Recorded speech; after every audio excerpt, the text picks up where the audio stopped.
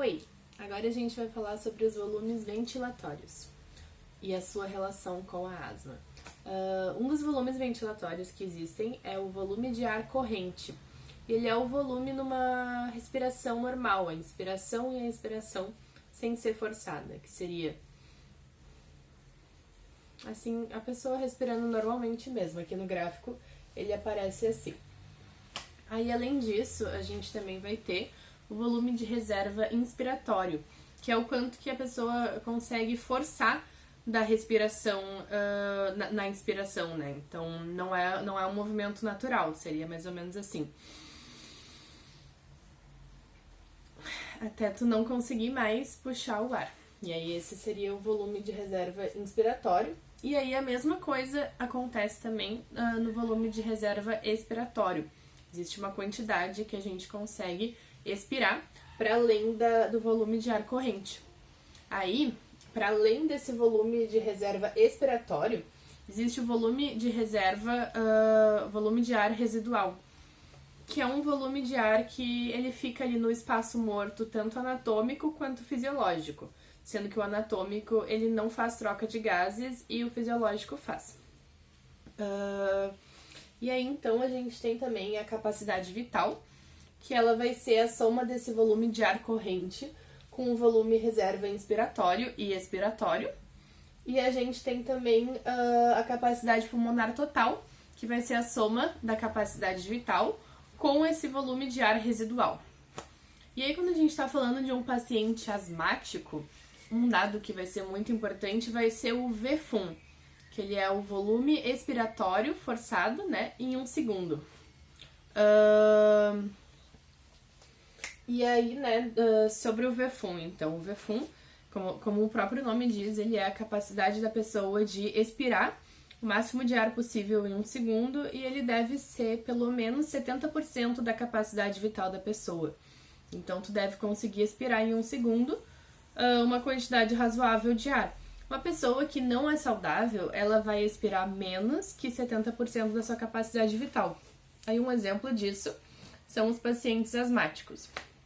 E então, por que isso acontece, né, no paciente asmático? O paciente asmático, como todas as pessoas, né, existem agentes alergênicos que causam reação nas pessoas. Só que os pacientes asmáticos, eles possuem uma hiperreação e uma hiperalergia a esses agentes alergênicos, como, por exemplo, ar frio, ar seco, pólen, mofo, entre outros. E aí, né, esses agentes, quando eles entram, né, em contato com as vias aéreas, eles vão gerar uma reação dos mastócitos, que vão gerar uma reação histamínica, e vai fazer com que ocorra essa contração da musculatura lisa, produção de muco, e fazendo então com que diminua, né, o espaço aéreo que circula o ar.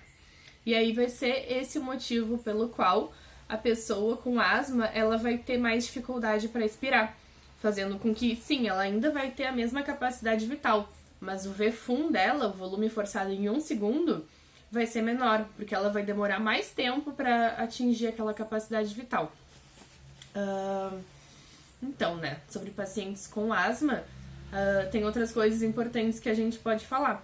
Para pacientes com asma é muito indicado atividades no ambiente da piscina, e isso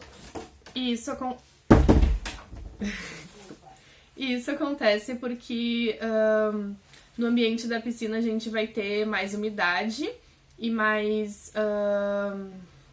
o ambiente é úmido, né? Então não tem o agente ar seco. Também a gente vai ter um ambiente mais quente e não vai ter tanta ação de outros agentes alergênicos. Aí,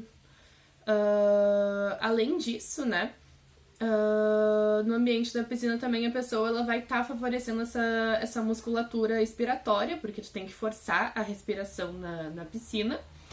E isso tudo é muito importante, porque durante a prática esportiva, muitas vezes a gente vai ter a asma induzida pelo exercício, AIE, por causa do aumento da ventilação que a gente tem durante o exercício, como a gente já viu nos outros vídeos, né? Então, é um risco, assim, a pessoa ter a asma induzida pelo exercício por causa do aumento de agentes alergênicos pela ventilação. E na piscina isso não vai acontecer, né? Numa piscina quentinha, fechada. E aí, então, né, como a gente viu também, já a piscina é uma boa indicação. Também, o que fazer, né, no caso de uma asma induzida por exercício, sendo tu um professor de educação física, é importante, né, tu ter noção, né, dessa crise que está acontecendo, e aí ver se o teu aluno ele tem uma bombinha, que seria um bronquidilatador, para liberar as vias aéreas. Se não, também existem algumas posturas, como a postura de âncora, que vai abrir aqui o peito, a caixa torácica, facilitando essa ventilação. E também, aí além disso, depois que a pessoa passa dessa crise asmática, ela vai entrar no período refratário.